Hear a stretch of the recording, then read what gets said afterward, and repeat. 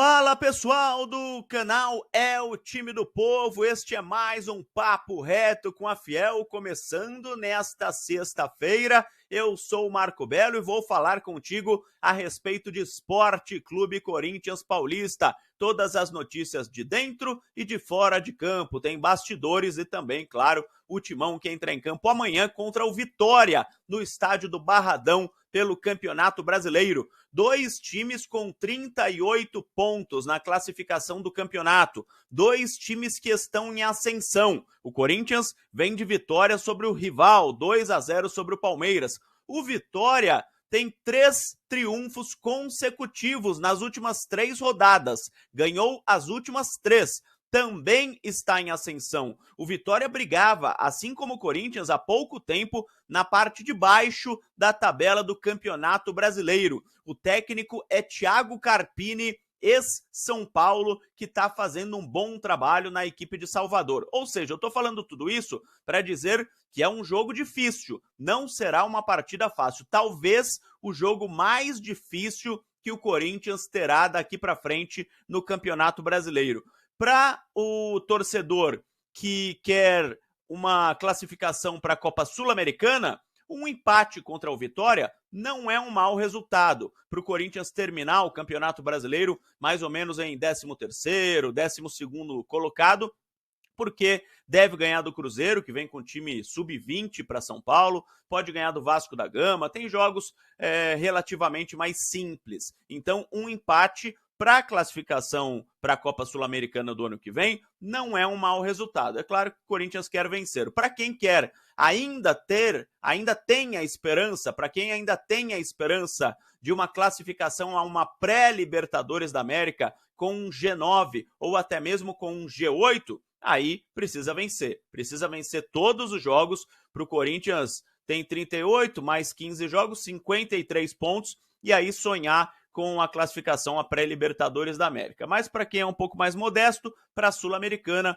um empatezinho contra o Vitória no Barradão é um bom resultado. O Corinthians tem desfalques, o Hugo e o Mateuzinho estão suspensos, Matheus Bidu e Fagner serão os titulares na lateral. Na zaga só sobraram 2, né? O André Ramalho e o Kaká estão machucados, sobraram Gustavo Henrique e Félix Torres. Então o Ramon Dias deve mudar o esquema que ele utilizou na partida contra o Palmeiras. O Corinthians volta a atuar num 4-2-3-1, né? Ou um 4-4-2, como queiram chamar também, com o Hugo Souza, Fagner, Félix Torres, Gustavo Henrique e Matheus Bidu, o José Martínez. Aí o segundo volante pode ser o Alex Santana, pode ser o Charles, brigam ali pela posição alguns jogadores. André Carrijo, que é titular, Rodrigo Garro, Memphis e Yuri Alberto. O Memphis pode até ser poupado no início do jogo, porque ele está começando já muitos jogos, 4 jogos consecutivos que ele começa. Os 2 primeiros ele atuou durante os 90 minutos, e os outros 2 ele foi substituído. E no último jogo, né, ele teve febre antes da partida contra o Palmeiras, teve um mal-estar e mesmo assim falou para o técnico Ramon Dias, por ser um clássico, ele está entendendo o que é ser Corinthians, o Memphis Depay, por ser um clássico, por ser contra o Palmeiras, ele quis jogar de qualquer jeito. Então, talvez por isso, pelo esforço muito grande que ele fez para enfrentar o Palmeiras, ele talvez inicie no banco de reservas e pode entrar durante o jogo. Mas é o que eu falo, o Memphis não é um jogador normal. O Memphis não é igual o Martínez, ou o Gustavo Henrique, ou mesmo o Yuri Alberto. Quem escala o Memphis não é o Ramon. Quem escala o Memphis é o próprio Memphis. Né? Ele é um jogador acima da média. Assim como um Neymar da vida, assim como o Luizito Soares no Grêmio. Se ele chegar para o Ramon e falar, eu tô bem, eu vou pro jogo, ele vai jogar. Lógico que o Ramon não vai tirar ele. Então depende muito mais do Memphis do que de uma opção do técnico corintiano. Falando em técnico, continuam as conversas com o Luiz Castro por ano que vem, mas o técnico português está pedindo muita grana. Ele ganhava 3 milhões de reais na Arábia Saudita e quer ganhar a mesma coisa no Brasil. Pô, brincadeira, né? Ele ganhava 2 milhões quando dirigia o Botafogo, que já é muita coisa para um treinador de futebol. A dupla Ramon e Emiliano inteira ganha 1 milhão. O Corinthians aceita até chegar a 2 milhões de reais a comissão técnica toda. do Luiz Castro. 3 milhões já é muita coisa, por isso a conversa deu uma paralisada.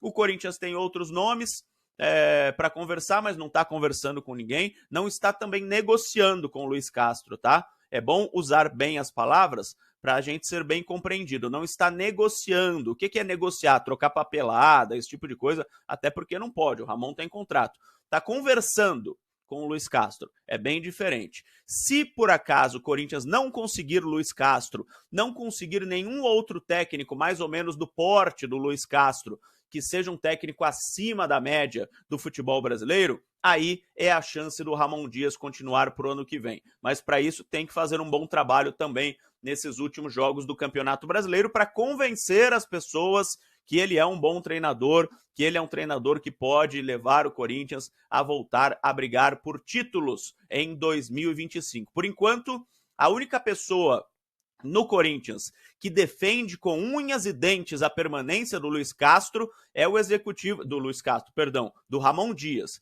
que defende com unhas e dentes a permanência do Ramon Dias é o executivo de futebol Fabinho Soldado. Ele é o único, por enquanto, que defende, assim, fervorosamente a permanência do Ramon Dias. Os outros dirigentes que conversam com o presidente Augusto Melo querem a saída do Ramon Dias após o final do Campeonato Brasileiro. O Corinthians também quer se reforçar, o presidente Augusto Melo já começa a conversar com jogadores para algumas posições, zagueiro, meia, um volante, quem sabe mais um atacante. O Corinthians não sabe se vai comprar ou não Thales Magno, porque é muito caro, 13 milhões de dólares o valor do Thales Magno. O Corinthians teria que pagar ao New York City, lá da Liga Norte-Americana de Futebol. Pode tentar o empréstimo, por que não? Um reempréstimo, né, na verdade, mas para comprar é muita grana para pegar o Thales Magno, apesar do jogador ter caído muito bem com a camisa do Corinthians. O jogador pode dar uma forcinha também, né? Pode chegar lá e, pô, quero ficar no Brasil, tal, é minha vontade, de repente lutar por uma vaga na seleção, é difícil, mas vai que o jogador ainda sonha com seleção brasileira. É isso, pessoal. Corinthians pensando em 2025, mas pensando primeiro, claro, no jogo de amanhã, 4h30 da tarde no Barradão, Vitória e Corinthians. Vai ser jogão de bola, hein? E vai Corinthians!